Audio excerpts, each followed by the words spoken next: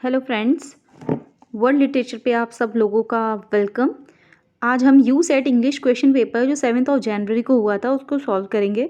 देखेंगे उनमें कौन कौन से क्वेश्चन थे। फ्रेंड्स, उससे पहले मैं आपको बता देना चाहती हूँ, मेरा नाम हेमलता है और हम इस चैनल वर्ल्ड लिटरेचर पे बहुत सारे क्वेश्चन पेपर सॉल्व करेंगे। एक सीरीज लगाएंगे हम इसमें, जिसमें यू सेट का क्वेश्चन पेपर होगा, टीजीटी पीजीटी के कुछ क्वेश्चन हम लेंगे, नेट के क्वेश्चन सॉल्व करेंगे और पीएचडी के एंट्रेंस जो होते हैं उनके क्वेश्चन सॉल्व करेंगे। तो फ्रेंड, इससे आपकी क्वेश्चंस की ज़्यादा से ज़्यादा प्रैक्टिस हो जाएगी, क्योंकि आप भी जानते हैं कि कहीं ना कहीं कोई ना कोई क्वेश्चन किसी न किसी फॉर्म में रिपीट हो जाते हैं। तो फ्रेंड, इसलिए ही हम ये सीरीज़ स्टार्ट कर रहे हैं। तो आप हमारे चैनल को लाइक करिए, सब्सक्राइब करिए, वीडियो अच्छी लगे हुए शेयर करिए। तो फ्रेंड्स, जल्दी से हम सेशन शुरू कर लेते हैं आज का, बिना देर किए। तो क्वेश्चन नंबर 1 देख लेते हैं। क्वेश्चन नंबर 1 है, match the following Shakespearean characters with their respective pledge.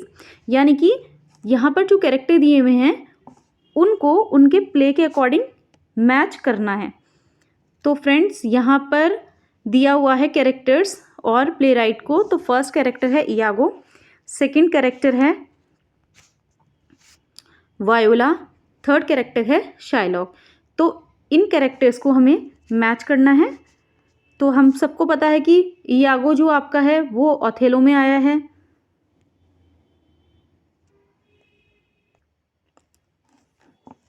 तो इयागो ओथेलो में है, वायोला आपका 12th नाइट में है और शाइलॉक आपका द मर्चेंट ऑफ वेनिस में है। तो यानी कि option number C is the right answer. यहाँ पे सही आंसर कौन सा होगा? ऑप्शन नंबर सी।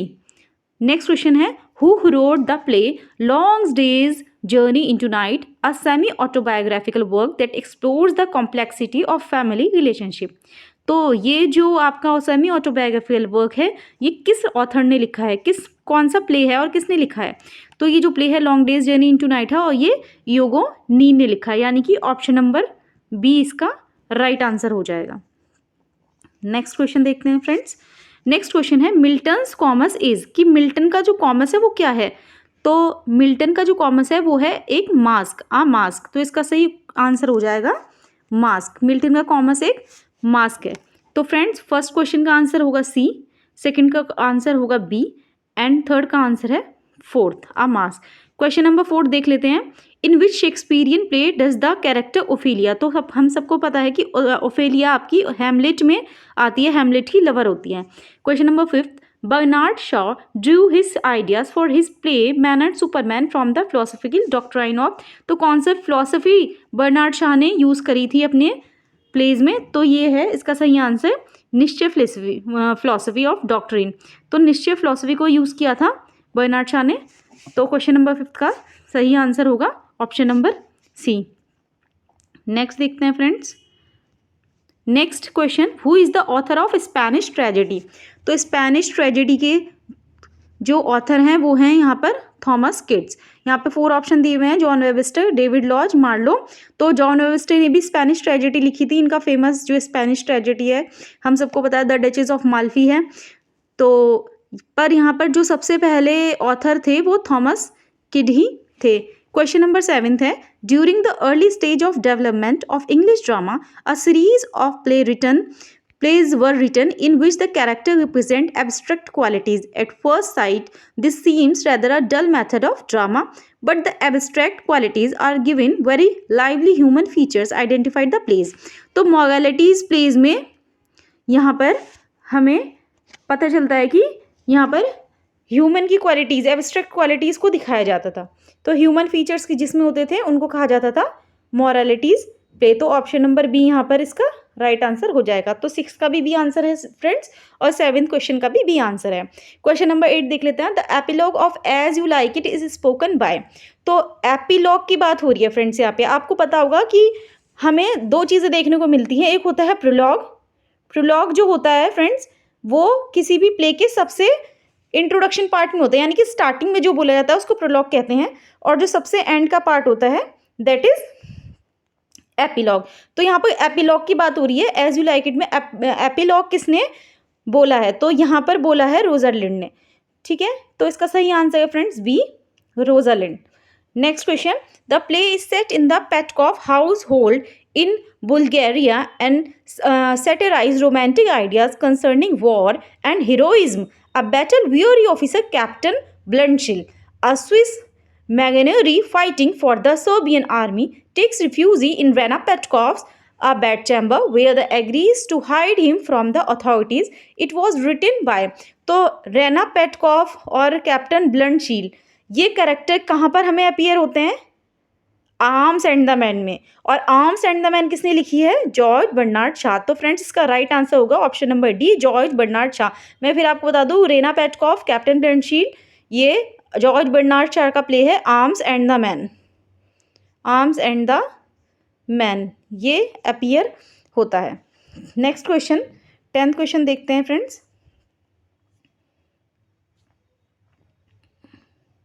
10th क्वेश्चन है,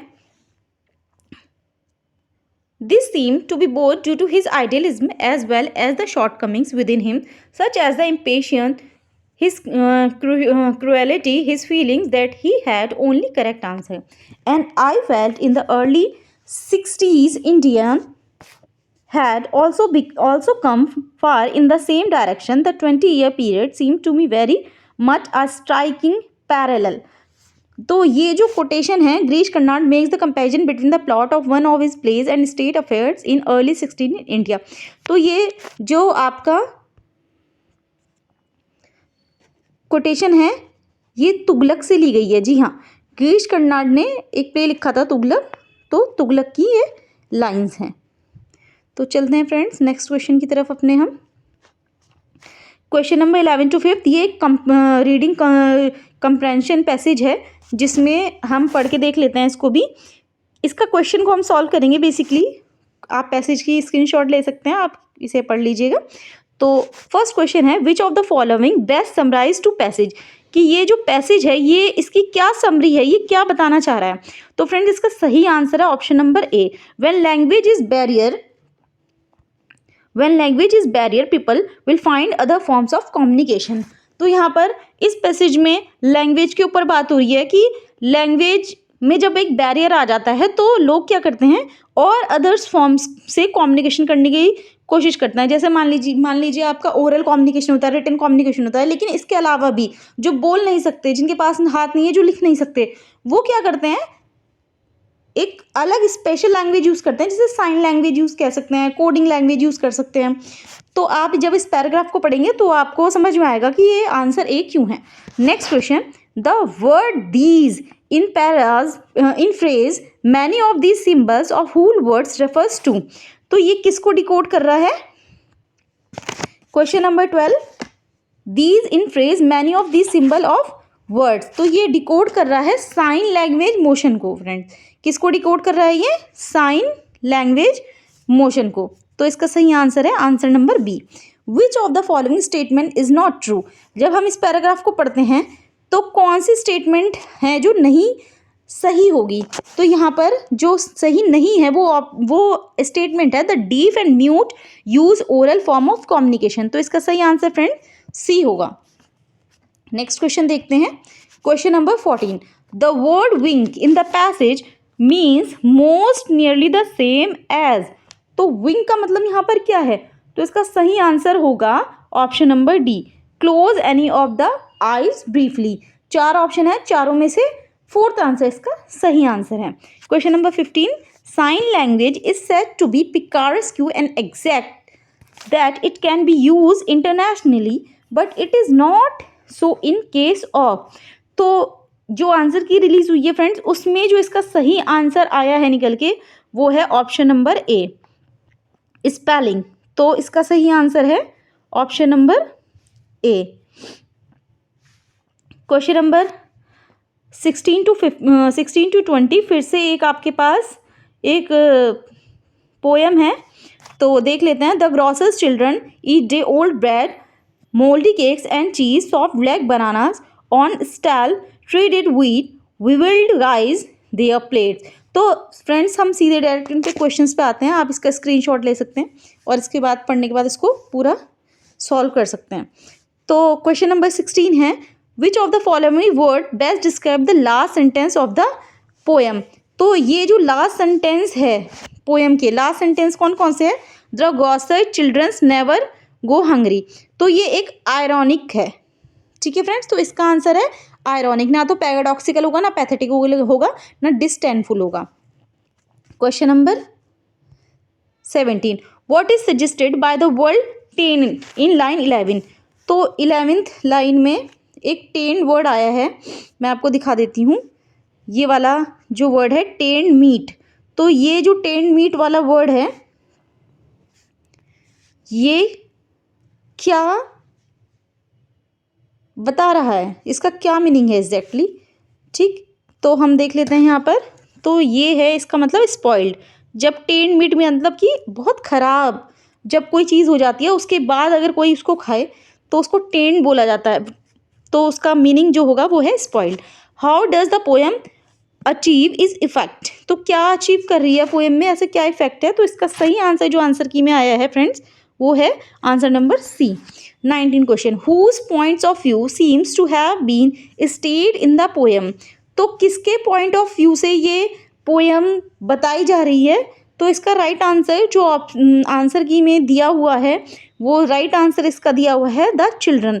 एक चिल्ड्रन के पॉइंट ऑफ व्यू से ये पोएम बताई जा रही है। Question number 20, what is the closest meaning of worldly wise. Worldly wise का क्या मतलब होता है, जो बिल्कुल मतलब इतना खराब हो चुका है कि मतलब कीड़े भी उसको खाने से बोर हो चुके हैं, है ना। तो पार्शली और wholly bored by the insect, ऐसा खाना, ऐसे चावल, ठीक है।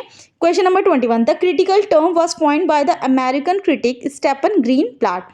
स्टेफन ग्रीनब्लाट ने कौन सी क्रिटिकल टर्म को कॉइन किया है। It is a critical method based on the parallel reading, जो किसके बारे में बात करता है, पैरेलल रीडिंग के बारे में बात करता है, literary and non literary text के बारे में बात करता है, usually of the same period, it is known as. तो फ्रेंड्स इसका सही आंसर है न्यू हिस्टोरिसिज्म। न्यू हिस्टोरिसिज्म को कॉइन किया है किन्होंने, स्टीफन ग्रीनब्लाट ने। नेक्स्ट क्वेश्चन देख लेते हैं जल्दी से। Question number 22, consider the following statement about magic realism. तो मैजिक रियलिज्म के बारे में बात हो रही है यहाँ पर, और आइडेंटिफाई करने के लिए कहा है इन्होंने करेक्ट वन, कि इसमें से एक कौन सा ऐसा है जो बिल्कुल करेक्ट है, ठीक है। तो करेक्ट तो इसमें बहुत सारी हैं फ्रेंड्स, मैं आपको बता दूं कि इसमें बहुत सारी स्टेटमेंट करेक्ट हैं। अगर हम थर्ड ऑप्शन को देखें तो 1930 है, जबकि विकीपीडिया या अदर सोर्सेस में इसमें अलग अलग कहीं 1925 भी मिलता है और कहीं पर 1940 भी मिल रहा है। तो इसका जो सही आंसर बनेगा फ्रेंड्स वो आपका बनेगा first statement, it is chiefly Latin American negative strategy, yes. Second, it is characterised by the matter of fact inclusion of fantastic or mythical elements into seemingly realistic fiction, yes. And fourth, some scholars have posited that magic realism is a natural outcome of post-colonial writings, yes. And fifth, prominent among the magic realism are Gabriel Garcia Marquez and George Amado and George Louis Borges. तो ये first, second, fourth and fifth ये statement correct हैं, and third one correct नहीं है। But यहाँ पर जो option इन्होंने दिए हैं फ्रेंड्स यूसेट वालों ने, उन्होंने कोई भी ऐसा ऑप्शन नहीं दिया है यहाँ पर जिसमें हमारी first, second, fourth, fifth complete हो सके, क्योंकि थर्ड एक रॉन्ग स्टेटमेंट है, तो जहाँ जहाँ थर्ड आ गया है तो वो नहीं होगा। तो इन्होंने इसका आंसर जो आंसर की में दिया है वो ए है, बट ये ड्रॉप्ड क्वेश्चन भी हो सकता है।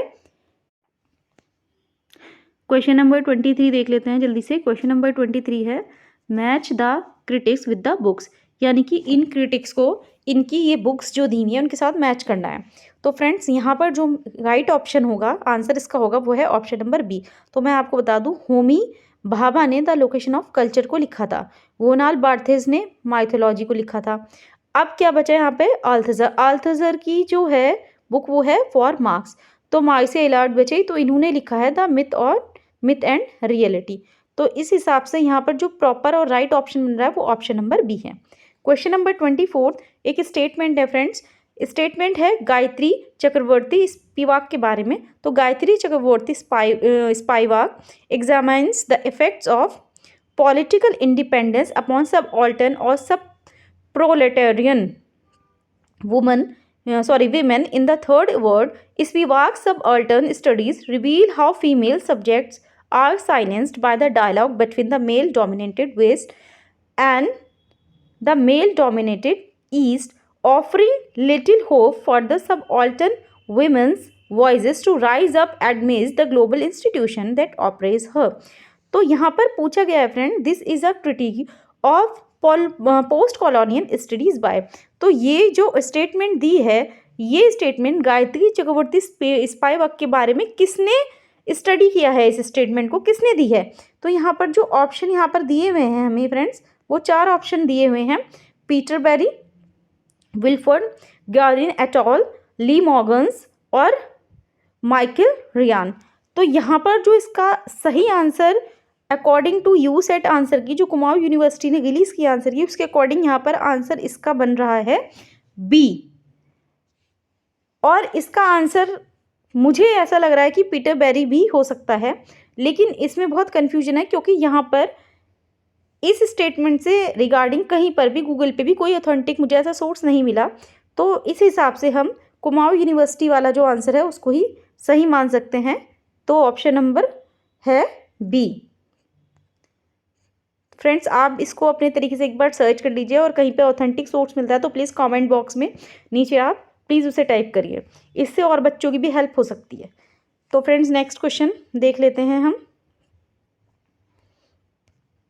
नेक्स्ट क्वेश्चन है question number 25, name the philosopher who attempted to fuse structuralism with Marxism. तो ऐसा कौन सा फिलोसोफर है जिसने फ्यूज स्ट्रक्चरलिज्म को मार्क्सिज्म के साथ अटेम्प्ट किया है? तो लॉइस अल्थुसर इसका राइट आंसर है, option number C. Question number 26, who is known for the literary theory of eco criticism which focuses on relationship between literature and environment.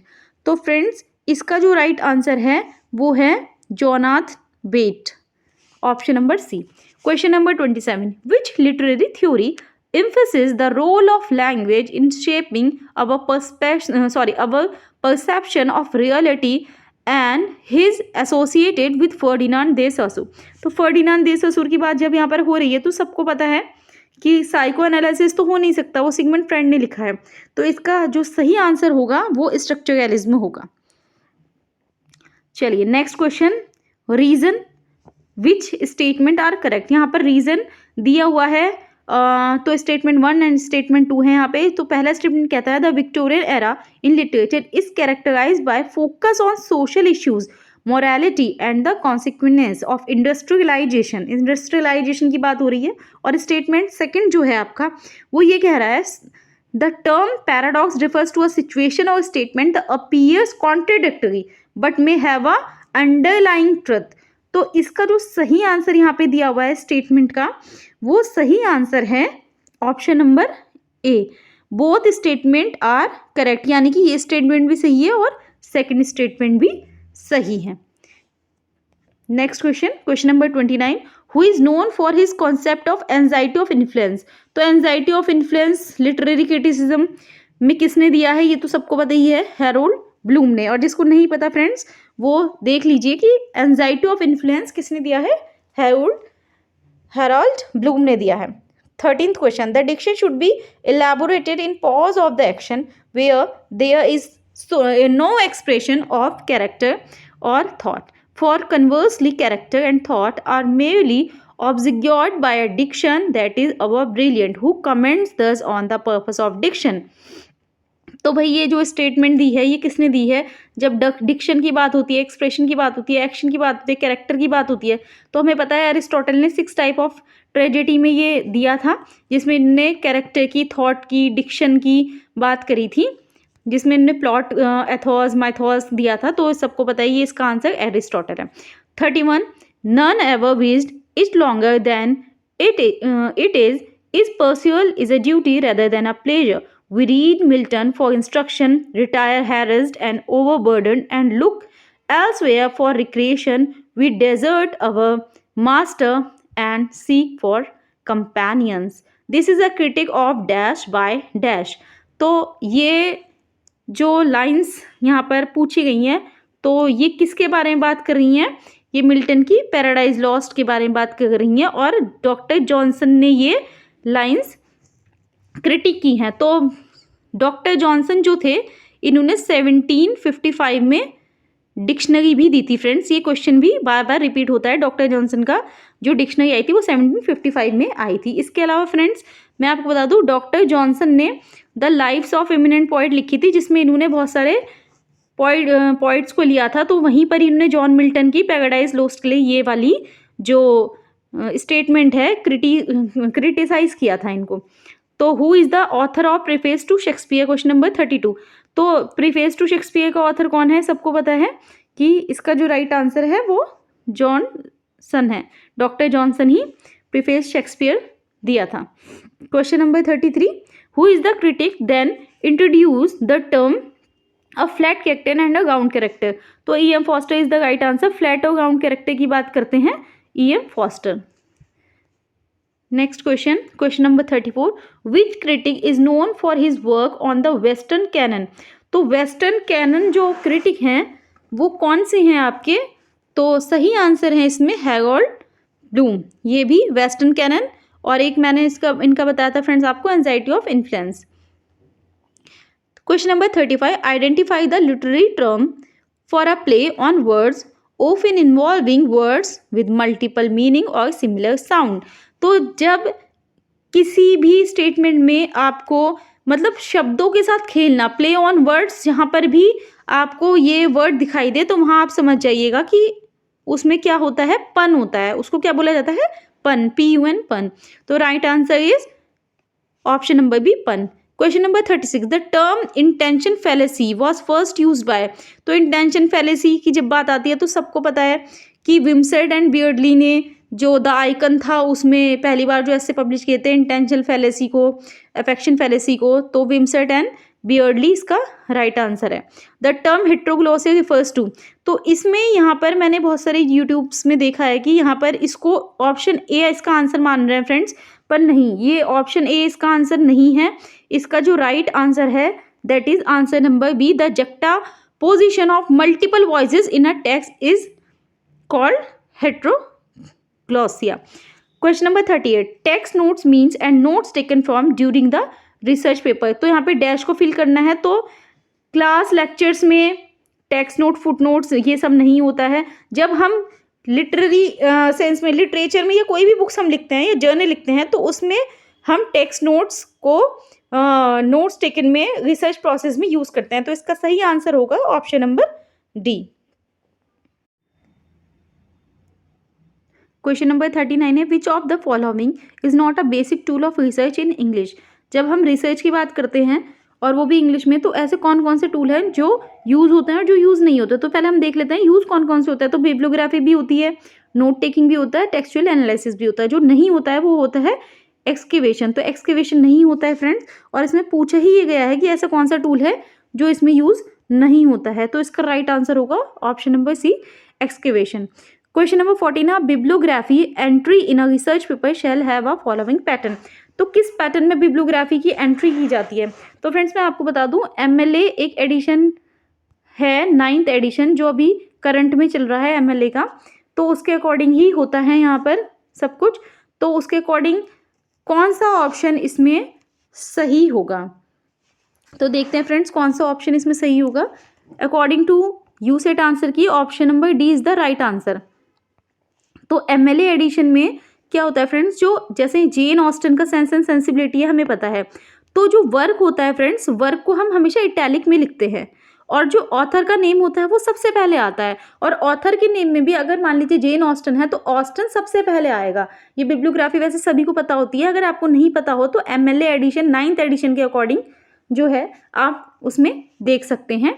आप Google भी सर्च कर सकते हैं, 9th एडिशन का MLA का PDF भी download कर सकते हैं ईजिली, गूगल पर और इंटरनेट पे अवेलेबल है। तो Austen comma Jane full stop, sense and sensibility full stop, और सेंस एंड सेंसिबिलिटी आपका इटैलिक फॉर्म में जाएगा।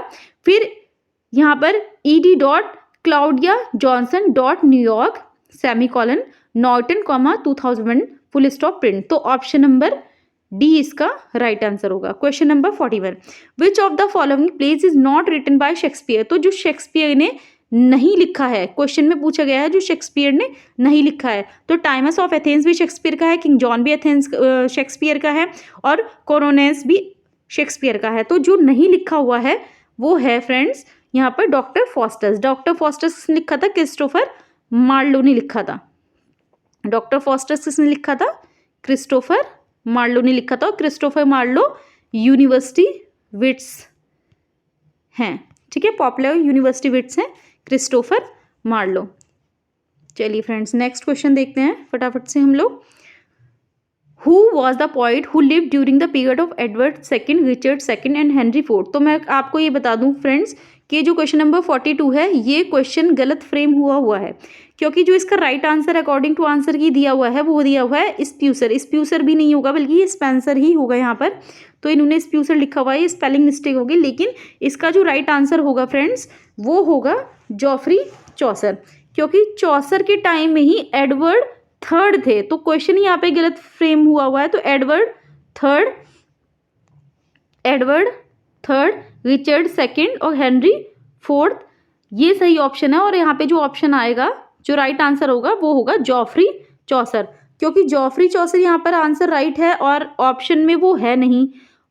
और यहाँ पर शेक्सपियर, थॉमस क्रू शेक्सपियर आपको पता है एलिजाबेथन एज में थे, और एलिजाबेथन एज में जो थी उनका टाइम पीरियड किसका था वहाँ पे? एलिजाबेथन का था, तो फिर शेक्सपियर तो हो नहीं सकते।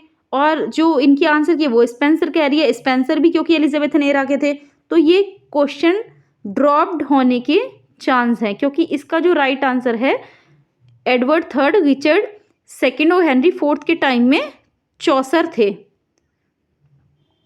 जॉफ्री चौसर, जिन्होंने फेमस वर्क लिखा था द कैंटरबरी टेल्स। चलिए नेक्स्ट क्वेश्चन देख लेते हैं friends. Which poem written in the form of 8 syllable couplet containing 30,000 lines relates the history of the world as recorded in the Old and New Testament? तो इसका जो सही answer है friends वो है option number A, Cursor Mundi. Cursor Mundi is the right answer. The second option है the owl and the night, Ozymandias, liver, dash, creatures. तो ये तीनों ऑप्शन कहीं से कहीं तक नहीं है, जो इसका सही आंसर है वो है cursor Mandi. Next question, which writer of the restoration became the poet laureate? तो यहाँ पर रेस्टोरेशन पीरियड की बात हो रही है फ्रेंड्स। कौन से पीरियड की बात हो रही है? रेस्टोरेशन पीरियड की बात हो रही है। तो यहाँ पर जो दिया हुआ है कॉन्ग्रेव, ड्राइडन, निकोलस रॉ, जॉन बनियान, तो जॉन बनियान को तो पोइट लॉरिएट मिला ही नहीं और कॉन्ग्रेव को भी नहीं मिला, तो यहाँ पर बचे ड्राइडन और निकोलस रॉ। तो मैं आपको बता दूं फ्रेंड, निकोलस रॉ को 1715 में पोइट लॉरिएटशिप मिली थी, और मैं इसलिए यहाँ पर इसे एक्सप्लेन कर रही हूँ क्योंकि according to you set answer key दी हुई है सी, निकोलस रॉ, जबकि निकोलस रॉ इसका आंसर नहीं हो सकता, क्योंकि हमें पता है 1688 तक रेस्टोरेशन पीरियड एंड होता है। तो जब 1688 में रेस्टोरेशन पीरियड एंड होता है तो निकोलस रॉ तो इसमें हो ही नहीं सकता, क्योंकि अकॉर्डिंग टू द क्वेश्चन यहाँ पर जो पूछा हुआ है फ्रेंड्स, वो पूछा हुआ है हमसे कि रेस्टोरेशन पीरियड में कौन पोइट लॉरिएट बने। तो इसका जो सही आंसर होगा फ्रेंड्स क्वेश्चन नंबर 44 का, वो सही आंसर होगा ड्राइडन। तो ड्राइडन क्योंकि 1668 में पोइट लॉरिएटशिप ड्राइडन को मिली थी, तो इसका सही आंसर होगा Dryden. Next question, which of the following was a left wing poet? तो लेफ्ट विंग पोइट के बारे में बात हो रही है, तो W.H. Auden is the right answer, option number B. Arrange the following in the chronological order, तो इनको क्रोनोलॉजिकल ऑर्डर में लगाना है फ्रेंड्स। तो इसका जो सही क्रोनोलॉजिकल ऑर्डर है क्वेश्चन नंबर 46 का, तो इसका है ऑप्शन नंबर सी। तो मैं बता दूं ऑप्शन नंबर सी इसका कैसे है। पहले आएगा सेकंड, चौसर कैंटरबरी टेल्स, ये 14th सेंचुरी में लिखी गई थी चौसर के टाइम में। फिर इसका आंसर है Percy, relics of Asian English poetry. Then आपकी आ जाएगा Wordsworth, preface to lyrical ballads. फिर आएगी चार्ल्स डार्विन की द ओरिजिन ऑफ स्पेसीज। तो इसका जो राइट आंसर बनेगा फ्रेंड्स वो बनेगा option number C. Question number 47, This foot once planted on the goal, this glory garland round my soul. Could I describe such? These lines occur in the poem. तो the last right together से ये lines directly ली गई हैं, तो इसका right answer है option number C. Question number 48, in चॉसेस the general prologue who makes the remark my wit is short, ye may well understand. तो ये खुद नरेटर, जो नरेटर थे, ये जो लाइन बोली गई ये नरेटर ने ही कही। नेक्स्ट क्वेश्चन है match the poems with their poets. तो यहाँ पर जो पोइट्स दिए हुए हैं उनकी पोएम्स दी हुई हैं तो उनको उनसे मैच करना है। तो इसका वैसे राइट आंसर आपका बनेगा आंसर नंबर बी। तो मिल्टन ने लाइसिडिस लिखी थी, ड्राइडन का आपको पता है एनएस मिराबेला है, वर्ड्सवर्थ ने डैफोडिल्स को लिखा था, किड्स की दो टू ऑटम। तो क्वेश्चन नंबर 15 है the following are the first lines of well known works match the lines with the works. तो इन लाइन्स को उनके वर्क्स के साथ मैच करना है।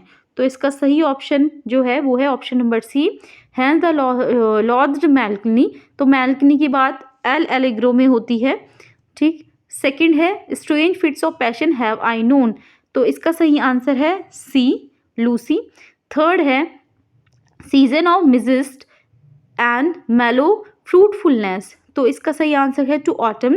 अभी हमने देखा किड्स ने लिखी थी टू ऑटम। देन है grow old along with me. तो इसका आंसर सही है Rabbi Ben Ezra, grow old along with me, Rabbi Ben Ezra. तो option number C is the right option. Question number 51 consider the following statement of Chaucer's Canterbury Tales. Chaucer की Canterbury Tales के बारे में correct choice पूछ रहा है। तो first जो है the framing device for the collection of stories is a pilgrimage to shrine of Samuel Burns. तो सैमुअल बर्न्स की श्राइन में नहीं जा रहे थे फ्रेंड्स, कैंटरबरी टेल्स में गए थे थॉमस बेकेट के कैथेड्रल में, जहाँ पर कैथेड्रल में उनका मर्डर हो गया था। तो वहाँ जा रहे थे ये सारे पिलग्रिमेज। तो फर्स्ट स्टेटमेंट रॉन्ग हुई। The 30 pilgrims who undertake the journey gather at the Tabard Inn in the Southwark across the Thames from London. तो सेकेंड ऑप्शन इसका सही है। They agree to engage in a story contest as the travel. ये option भी इसका सही है कि वो सब लोग स्टोरी सुनाने के लिए मान गए थे कि हाँ वो लोग स्टोरी सुनाएंगे जाते हुए भी और आते हुए भी। Henry host of the Tabard serve as a master of ceremony for the contents. तो हेनरी इसका इनका मालिक था ही नहीं, हैरी वेले ने इसको किया था। तो फोर्थ ऑप्शन भी गलत है। Most of the pilgrims are introduced by with brief sketch in the general prologue. तो जी हाँ, जनरल प्रोलॉग में कैंटरबरी टेल्स में जॉफ्री चॉसर ने कुछ जो पिलग्रिम्स थे उनके स्केचेस को बनाया था। ये बात बिल्कुल सही है। तो इसका जो राइट आंसर होगा that is second, third and fifth statement are correct. और जो सही स्टेटमेंट्स हैं वो है ऑप्शन नंबर बी में। तो option number B is the right answer of question number 51। तो फ्रेंड्स आज हमने फर्स्ट से लेकर 51 तक क्वेश्चंस को समझा और देखा उनका राइट आंसर क्या है। कल हम 51 से कंटिन्यू दोबारा से करेंगे। 51 तक हो गया, 52 से 100 तक कंटिन्यू करेंगे। अगर आपको वीडियो अच्छा लगा हो या आपको इससे कोई भी इन्फॉर्मेशन मिली हो तो प्लीज़ लाइक करिए। Thank you so much friends.